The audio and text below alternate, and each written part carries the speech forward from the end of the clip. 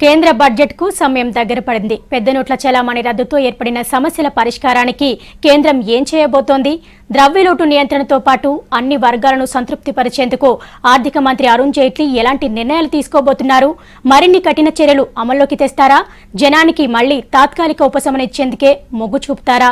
అసలు బడ్జెట్ కు సంబంధించిన ఆర్థిక మంత్రి ముందున్న సవాళ్లేంటి?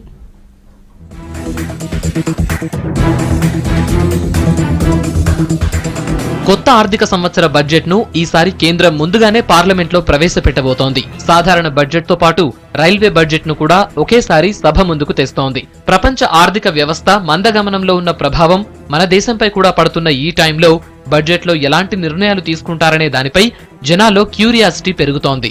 పెద్ద నోట్ల చలామణి రద్దు నిర్ణయం తర్వాత పడిపోయిన కొనుగోళ్లను మామూలు స్థితికి తెచ్చేందుకు కేంద్రం మరింత చురుగ్గా పనిచేయాల్సిన అవసరం ఉంది.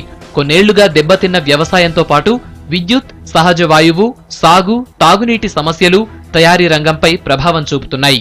మరోవైపు అభివృద్ధి చెందిన అమెరికా, ఐరోపా దేశాల్లోని మార్కెట్పై మన దేశ సేవారంగం ఆధారపడి ఉంది.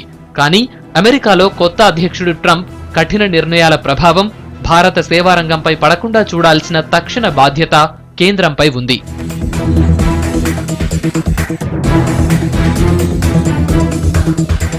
అమెరికా కొత్త పాలసీల కారణంగా మన దేశం నుంచి ఎఫ్డీఐలు వెనక్కిపోతే 20 ఏళ్ల క్రితం నాటి వాణిజ్య లోటు మళ్లీ ఏర్పడే అవకాశముందని ఆర్థిక నిపుణులు అభిప్రాయపడుతున్నారు. రిటైల్, తయారీ రంగాల్లో ఎఫ్డీఐల కారణంగా విదేశీ మారక ద్రవ్య లోటును పూడ్చుకునే పరిస్థితి కనిపించటం లేదు. ఈ సమస్యల్ని పరిష్కరించాలంటే అంతర్జాతీయ సంస్థలతో మన దేశంలో పెట్టుబడులకు అనుకూలమైన వాతావరణం కల్పించడమే ఆర్థిక మంత్రి ముందున్న మార్గంగా కనిపిస్తోంది. ద్రవ్యలోటు, రెవెన్యూ లోటు, ప్రాథమిక లోటు, కరెంటు ఖాతా లోటు, ఇలా రకరకాల లోట్లతో దేశం ఇబ్బందుల్లో ఉన్న మాట నిజం. ఇదే టైంలో సామాన్యులకు పన్ను మినహాయింపు పరిమితి పెంచాలన్న డిమాండ్ కూడా పెరుగుతోంది. కార్పొరేట్ స్థాయిలోనూ పన్ను మినహాయింపులు పెంచాలంటున్నారు. ఆర్థిక నిపుణులు ఈ ప్రతిపాదనలు వ్యతిరేకిస్తున్నారు. ట్యాక్స్ వసూళ్లలో ఎక్కువ భాగం 10% ట్యాక్స్ లిమిట్ లో ఉన్నవాళ్ల నుంచే వస్తోంది. ఇప్పుడు పరిమితి పెంచితే ఈ ఆదాయంలో కోత పడటం ఖాయమన్న అభిప్రాయం వ్యక్తమవుతోంది. మరోవైపు ఏడాదికి 3 లక్షల రూపాయల వరకు జీతం తీసుకుంటున్న వారికి ఆర్థిక సమస్యలు పెరుగుతున్నాయని, ఆ వర్గం నుంచి ఆదాయ పన్ను వసూలు చేయటం సరికాదన్న వాదన కూడా బలంగా ఉంది. ఈ విషయంలో కేంద్ర ఆర్థిక మంత్రి అరుణ్ జైట్లీ నిర్ణయం ఎలా తీసుకుంటారన్నది ఆసక్తిగా మారింది.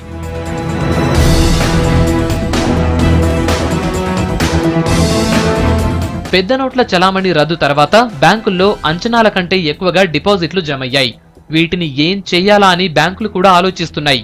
ఇప్పటికే కొన్ని ప్రభుత్వ రంగ బ్యాంకులు నిరర్ధక ఆస్తుల కారణంగా నష్టాల్లో ఉన్నాయి. ఇప్పుడు కొత్తగా వచ్చిన డిపాజిట్లతో పెద్ద బ్యాంకులు కూడా నష్టపోతే ఆర్థిక వ్యవస్థే అల్లకల్లోలమవుతుంది. ఆ సమస్య పరిష్కారానికి చిన్న బ్యాంకులపై దృష్టి పెట్టిన కేంద్రం బ్యాంకుల విలీనంతో పాటు ప్రైవేటు బ్యాంకులకు లైసెన్సుల జారీకి చర్యలు తీసుకుంటోంది.